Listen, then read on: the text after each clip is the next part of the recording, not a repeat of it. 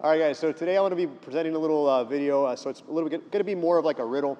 And one of my ideas was to kind of present a new way of looking at things, something that I've learned, and kind of challenge one of the old ways that I've been considering a particular technique. So today we're going to be talking about escaping the choke position, okay? So more specifically, I'm going to present a way that I learned how to hand fight or protect yourself from the choke. And then I'm going to talk about a new way that I learned recently in a class with Nicholas Marigali, where he taught a particular method of defending the hands that I had not considered before, and quite frankly, I had basically told my students never to do. So I want you guys to leave me a comment and let me know what you guys think about the way I used to do it, the way it's done now, what you think in terms of what works best. Again, before we get into this video, be sure to like and subscribe to the channel. I'm going to start off showing the old school way of defending the neck, and then I'm going to talk about the way that I just recently learned last week in a class. And stay tuned to the end to watch that to see what works better.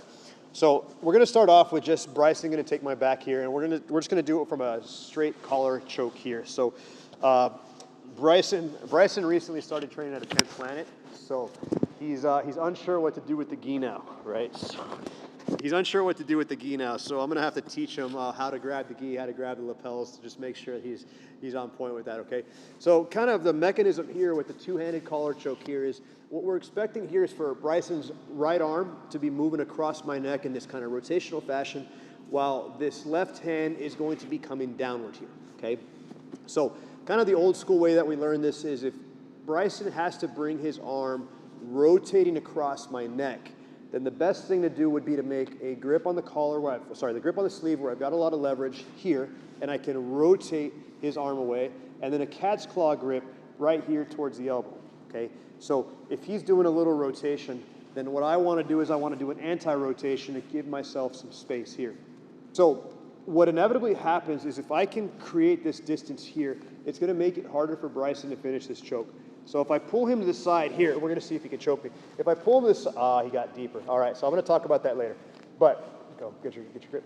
So I start pulling, and I'm going to ask Bryson to finish the choke. Go, finish. Harder, dude. Bryson recently benched 315, so I know he can, 300 pounds, so I know he can squeeze harder, hips forward. You want me to like actually Yeah, it? go. Got it, all right. So that was the first. He's like, do you want me to actually crank it? Yes. Yes, I want him to actually crank it because I want to test to see how these things work, all right? So I was trying to do that anti-rotation. Notice I wasn't trying to escape or move my head. I was strictly trying to test the grips here, okay? In the class with Nicholas Marigali, so Bryce is going to go again. What he was suggesting to do is go into a 2-on-1 position, okay? So the idea here, and I asked him about this, I said, hey, why do you prefer this over reaching and grabbing this? Because historically, when I had learned this technique, it was to be able to bring my partner's arm so I'd have more room. Now, theoretically, if we were going to this side, then what I want to do is I want to start getting my head down. So now if Bryson actually tried to finish a choke, finish. Now it's a lot harder, okay? In the last section, I just had my head like this and allowed him to finish the choke. And I'm going to kind of do the same thing. But when I asked, he said that he prefers being at the bottom of the lever here. Now, one thing that's important, and you saw this earlier in the video, is when I started doing this and I asked Bryson to choke me, what he did is he slid his hand up. That was very important. And this was a detail that Nicholas Marigali had mentioned to me when I asked him, like, why do you prefer this over this? So he basically said, worst case scenario, you go fingers right on top of the thumb, but even better, you can go thumb post. You can go thumb post on top of the wrist, okay? So when Bryson gets his grip, I go 1, 2, I start to pull that hand down. Now when I tell Bryson, hey, go ahead and finish the choke, finish. Like he can't, it's gonna be harder for him to finish, I'm seeing, but he also can't reach his hand up into my neck, okay? Now, one of the things that I told my students, and maybe I just had the positioning wrong, is when you do this and I tell Bryson to finish, go, he could still actually choke me with my fingers in my neck.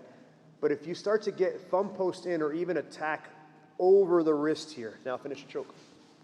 Now it's really difficult to get that leverage on my neck. So theoretically, it'll make my head easier to escape that position. So once again, the historical way of grabbing the arm and pulling it across and then motioning your head to the side, it seems to be effective. Go ahead and choke me. It seems to be effective here when I actually try to get my head off to the side. Not so effective when I just tell them to choke me and my head is straight. But even better, it seems to get my thumb on the inside above the wrist and then pull down towards my body here. So that way when he tries to finish this choke, even right here from this position, go harder. Even from this position right here, all right? Even from that position right there, it's gonna make it harder for him to finish. So again, just kind of recap. Big detail here was going thumb posts over the wrist to operate at the end of the lever, which makes it a lot harder to get deeper here, but it also makes it harder to kind of apply pressure on the neck. So let me know what you think in the comments. Let me know if you have learned this one way or the other and what's more effective for you. I hope you guys enjoyed the video. Again, be sure to like and subscribe to the channel and let me know what you think.